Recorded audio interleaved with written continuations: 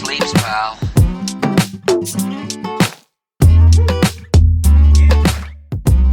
Hey there, welcome to Money Never Sleeps, a podcast that looks inside the head of entrepreneurs and at what makes them do what they do. I'm Pete Townsend, your co-host of Money Never Sleeps, along with Owen Fitzgerald. This episode of Money Never Sleeps is kindly sponsored by Ireland's fintech and financial services recruitment specialists, Top Tier Recruitment. If you or a colleague need help attracting and retaining great talent for your fintech or financial services company, it is highly advisable that you build a relationship with the team at Top Tier Recruitment. You can find them at toptierrecruitment.com and tell them we sent you. For this week's episode, we put together the next edition of Startup Insights. On this special segment, 4 founders describe some of the things they experienced as founders that they did not expect before setting up shop. First up, we've got Martin Brown, founder and CEO of Unitech. Money never sleeps, pal. So Martin, you were talking about obviously, making the jump from being an entrepreneur to an entrepreneur and working with the likes of the NDRC Pre-Accelerator and Dublin BIC and Enterprise Ireland. And what we've kind of experienced, or other founders have talked to us about, is that there's probably common challenges that apply regardless of the kind of business that you're going into. Hiring, trying to scale, going into new markets, or launching or whatever. Has there been anything in the last 18 months that has been an unexpected kind of challenge that you sat back and thought, oh, Jesus, I didn't think that was going to be an issue, small or big, but it wouldn't have been something that you kind of would have anticipated over what you'd seen in the kind of 12 months that you were expecting would happen? Yeah, I think there's been a number of things, and I think one of the things is obviously fundraising.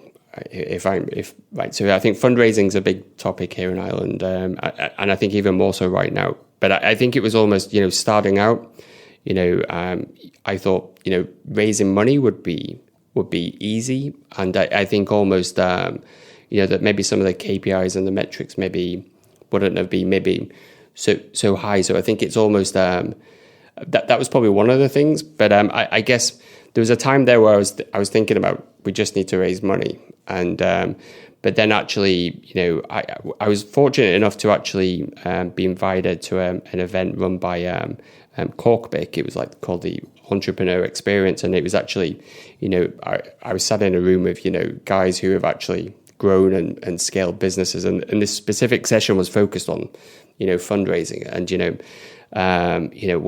one of the guys, he just came out and he said to me, we said to the group, is guys, the best form of cash is customer cash, and I think that's probably it. Almost it kind of give something inside. It's no, he's right. You can almost get hung up on fundraising, but actually, if there's people out there who have a problem and you can solve that problem and they're willing to pay for it, then go with that. Then because if you have customers that are willing to pay for what you have, then actually fundraising, it makes it easier, but then it almost takes the pressure off in one way. So I think that's probably one of I set out, I remember I walked in, I think to Dublin BIC, I was like, here's my idea, I just need this amount of money, where am I going to get it from? And it was actually, and I think it's almost, it's a bit of a reality check, but if you can solve some problems,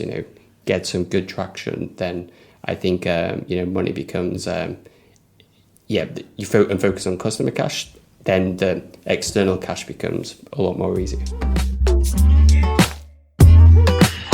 This next segment is with Lizzy Hayashida, co-founder and CEO of Change Donations.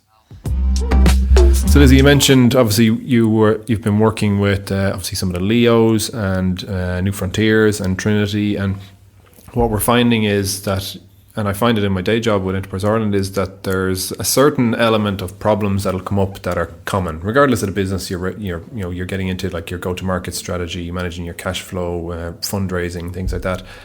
Has there been anything that you've learned over the last couple of years, or that has arisen as a challenge for the business and what you're looking to do, or even as a challenge for you as a founder that you kind of didn't anticipate or couldn't have expected was going to be something that you'd have to address? Yeah, I think coming from the US, we expected it to be, the education piece to be a lot less necessary than it has been.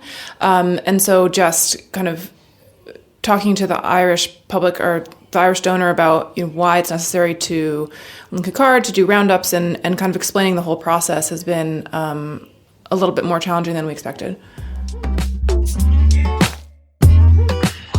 Up next is Andrew Mullaney, co-founder and CTO of Premine. So obviously you've a lot of experience, positive and negative, over the last number of years. Has there been any times when there's been, I suppose, an unexpected challenge, or maybe even now, having gone through the negatives and the positives, has there been something that's come up that you couldn't have anticipated that actually has presented a challenge that you've probably learned a fair amount? Something. That's the rule.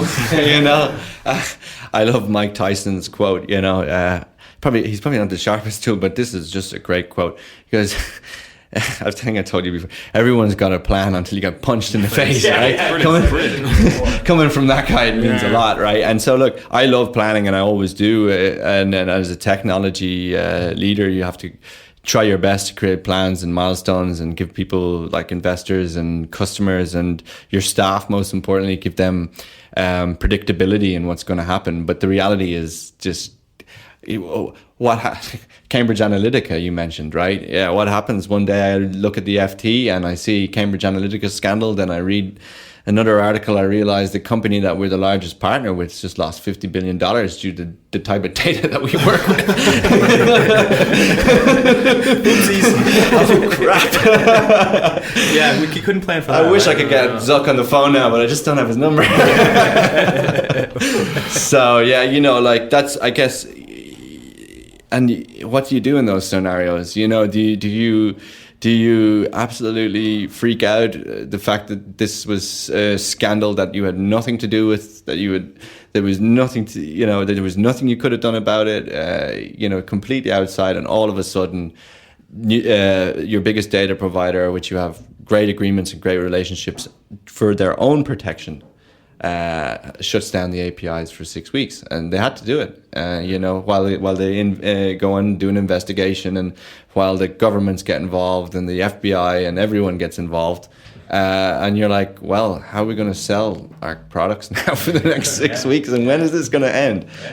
So that's just one story, but I mean, all the time, they're small to little, small to large things that can impact a business, and you just generally, to quote Churchill, and at the time Paul, and he did very, very well at a time of huge challenge in Newswhip when that data was shut off, because we need that data. And he quoted Winston Churchill. He goes, "If you're going through hell, well then keep going." Yeah, absolutely. Gonna go through hell to get out of it. Yeah. Well, why would you stop in hell and hold out there? Just get the hell out of there. Just keep going. And the thing is, you know what? Usually I thought a lot about that quote, because that was done in World War, and the thing is the extreme pressure of something happening can only last for so long. Like, there's only so long the Nazis can pummel the crap out of you with bombs. They'll eventually run out of something. It has to stop. The worst part of it can only hold, and then you'll have a gradual increase. And that's what happens. So the tendency the concern and tendency can be to go, oh shit, we got hit in the head, sniped twice in the heart, and blown up with a hand grenade. It's over. Yeah. But no, actually, you're still breathing. Just get yourself right. You've been hit hard. Just wait. Get yourself back up. Get yourself back on your knees. Get back on your feet. Take one step. Take 2 steps. Go for a jog. All of a sudden, you'll be back where you are. Last but not least for this edition of Startup Insights is Paul Smith, co-founder of Top Tier Recruitment and founder of Possible.ie. Money never sleeps, pal. What have you been most surprised about as an entrepreneur? The thing I've been most surprised about as an entrepreneur is, and it took me a while, it took us a while to realise it, is that you can be yourself. I think very often people in a certain profession or whatever it is feel that they need to conform to a type in that profession. But I think what we try to do with Top Tier and certainly with Possible.ie is be authentic.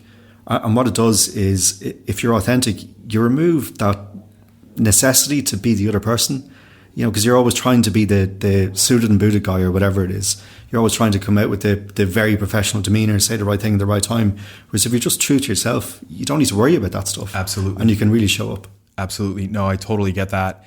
big thing for me in doing this is that, yeah, I can just be myself. I'm no longer hiding behind a brand, telling stories, embellishing things a little bit just to sell the brand, right? Yeah. It's just, I am who I am. And seeing now, getting deeper and deeper into the venture capital side, and had a conversation with a friend about this, who is in VC, and said, listen, he's new to VC.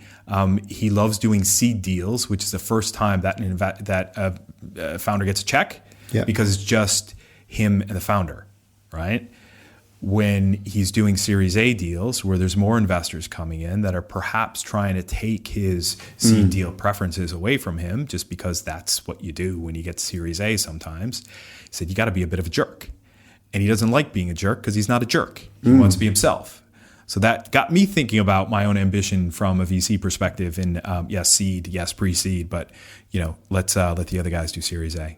Cool. Thank you, Paul.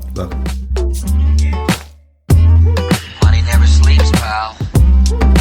That does it for this week, folks. And thanks to Martin, Lizzy, Andrew, and Paul for sharing their insights. Links and show notes for this episode are on moneyneversleeps.ie, so check us out online. Remember, if you or a colleague need help attracting and retaining great talent for your fintech or financial services company, it is highly advisable that you build a relationship with a team at Top Tier Recruitment, as they really know their stuff. You can find them at toptierrecruitment.com. Also, thanks to Conan Brophy from Create Sound for compiling and editing this podcast. As for me, I increase the odds of startup success. Get in touch through the contact page on norioventures.com, and you can follow Owen on Twitter at OwenFitzgerald9. Finally, till next time, thanks for listening. See ya! Money never sleeps.